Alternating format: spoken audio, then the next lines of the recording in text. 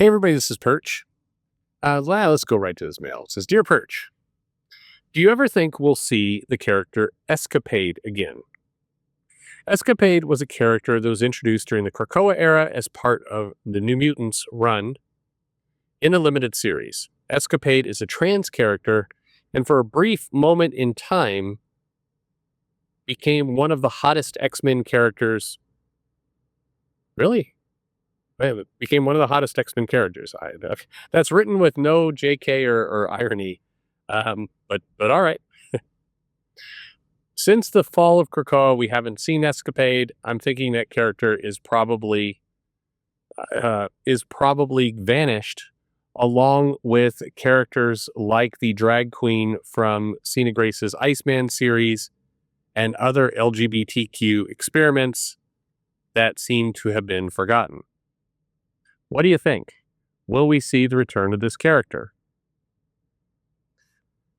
I don't think this is a video-worthy question. That's the mail, by the way. And again, I can't tell if you're being ironic. Escapade was never one of the most popular X-Men characters. So Escapade was existed in 2022, introduced as part of as I recall, a New Mutants, not actually the core title, but like a limited series within the core title, or I'm trying to remember how the character was actually introduced. And I am forgetting. I remember at one point was in the New Mutants regular title, and another point was in a limited series, and I think had a story in the Marvel Voices. So I think that comprises the whole thing. Anyway, the character is Sheila Sexton. And Sheila has a best friend called Morgan Red, who is also trans. The two are trans characters. And they're not in a relationship. Morgan Red, as I recall, man, this is really going off memory and I'm not looking it up. So please, forgive me if I get the details wrong, but as I recall, Morgan was, a close friend. They weren't dating, but they were like best friends. And Escapade got enamored with the No Girl. I think it was a character that had the transparent brain in the back of her head.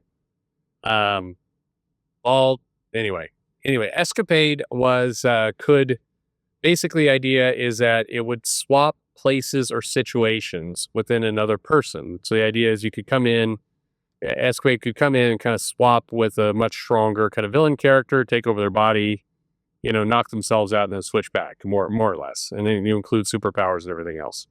The idea of being able to swap bodies, I think, was somewhat of an allegory, but maybe a bad one for the situation that trans people find themselves in. I don't know. Anyway, the character also was part of a be gay, do crime kind of thing. Was I think one of the slogans. Escapade was a super villain, but one from a heart of gold, stole from only like the bad corporations and gave back to the poor. Although I don't know if it really showed the giving back to the poor. I don't recall a lot of those scenes, but maybe it was in there. But there certainly was the steal from rich people, and the got wound up with Emma Frost, I think, and Destiny, and that's what I remember of it. Anyway, now I'm almost has it. It's the Brain Girl. It's not No Girl. That was what am I thinking? That's X-Force. Cerebellum or Cerebelli, something like that. Sarah something. Somebody help me in the comments. I should just Google it. Anyway. So the character came out,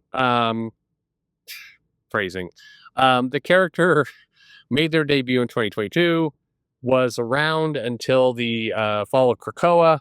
I don't think the character has been seen again, although a character might have shown up again in a Marvel Voices, a one-shot kind of story. Hasn't been part of any of the new teams spinning out of Krakoa. And I think is an example. I'm not even going to try and rack my brain to remember the drag queen character that was created for the Iceman series. I just remember Sina Grace was really proud of that character. But anyway, and was a mutant, was like a drag queen mutant, and I remember Sina Grace was going on and on about how when this character got, you know, debuted in the MCU, he was going to get a royalty check, and it's like, oh man, you, you're crazy. So anyway, that's kind of more or less, but that I think will the character appear again? Probably not. I mean, I can see the character again appearing in anthologies. He'll come around every once in a while, but not as part of a main team or the group. But you could easily do it. Believe it or not, if I was writing the X-Men and I was told, hey, you need to put this Escapade character in, I could make this character a pretty decent badass really quickly. I would go to that era of the mutant massacre that Chris Claremont did when the X-Men were borderline outlaws. They're kind of like they're hanging out in the sewer. They were dark and gritty. You remember the one? There's the very famous John Romita Jr. cover. It's got Wolverine and Storm and Colossus on there, and the X-Men are looking serious and pissed off. And they kind of had that mood of like, we're fighting for our survival and we're pissed about it. That would be the approach I'd take with a character like Escapade. I would just be like, hey, and that's frankly what they should have done with the current, if the storyline was meant to be the X-Men had fallen from Gaze, the world hates them more than ever now, following Krakoa, and they're just more or less in trouble. I would have gone full on kind of outlaw like that era, like that Claremont era. But instead you've got comics where, in the Gail Simone version, they're like, hey, the mayor of New Orleans loves us. And it's like, and in the Jed McKay version, it's like, oh, we're in Alaska, and we're there. And it's just, I think in both cases, it's more cutesy than outlaw. And I think a character like an Escapade could be, I mean, you could see things where the body takeover and kind of some of those powers would actually probably be pretty cool for that setting. And you could have that character be like, somebody's like, oh, I think, oh, you got a trans working for you now. And Escapade's like, fuck off. I mean, you could make it more just, gritty. I think it would work. Frankly, I think you could actually get some people who are fans of that character. But when it's kind of a cutesy Saturday morning cartoon, special PSA of tolerance, I think I just think all these characters lose when you roll them out and then you have to have the writer or, hangers on to the comic industry chastise the readers for not being tolerant. I think as soon as you find yourself doing that, you've lost. There's no coolness in that. You may be making a statement, you may be on the right side of history, who knows? But you definitely are boring, and you're just, I don't know, you don't want to harangue your readers to. If you're just in a place where you're having to yell at your readers for being bigots, I think again you've lost at that point. Whether you're right or you're wrong, you lost. You aren't. The focus isn't creating comics at that point. I don't know what you're doing at that point. So anyway, I think in general, there's been a lot of characters where they hire a writer who is non-binary, gay, trans, whatever it happens to be, and then I think they set that writer up for failure. Meaning, somebody in editorial in Marvel will go like, "Hey, I was thinking you could."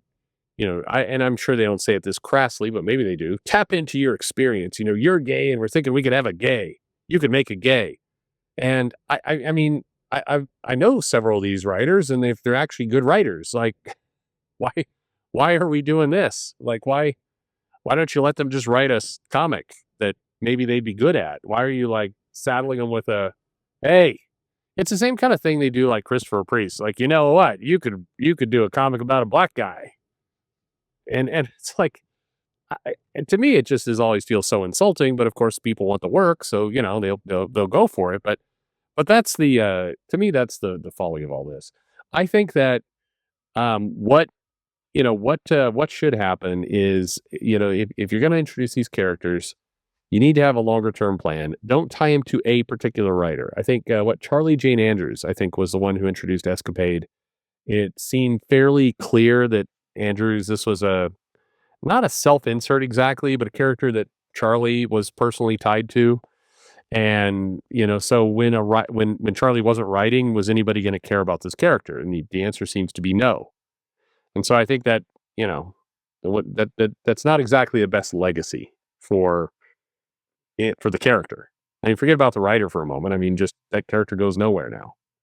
And, so I think the same thing with Cena Grace's drag character. I mean, it's like, if the character is so tied to the creator that when the creator moves on, doesn't get more work, that the character ceases, nobody writes that character anymore, then, maybe consider not introducing the character in the first place. Because I don't think it I don't know, does it help anything to have that character exist for like 4 issues and then vanish into nowhere? I don't see the benefit of that. I've had people come in here and be like, "Yeah, but it's cute. I love that character." Okay, cool. So you must not love it now that that character no longer appears in anything then, right? And it's like, then mysteriously, every single time I've had people come in and they always want to be contrarian. I'm like, okay, fine. You love this moment. So how do you feel about the fact that, the characters vanish from existence now? You good with that? Silence. Just dead silence. And that always makes me think, okay, the person who said that was A, not serious, B, has no idea what they're talking about. They're just arguing. So anyway, whatever. Comics aren't meant to be statements. They're meant to be enjoyable. Thanks for listening.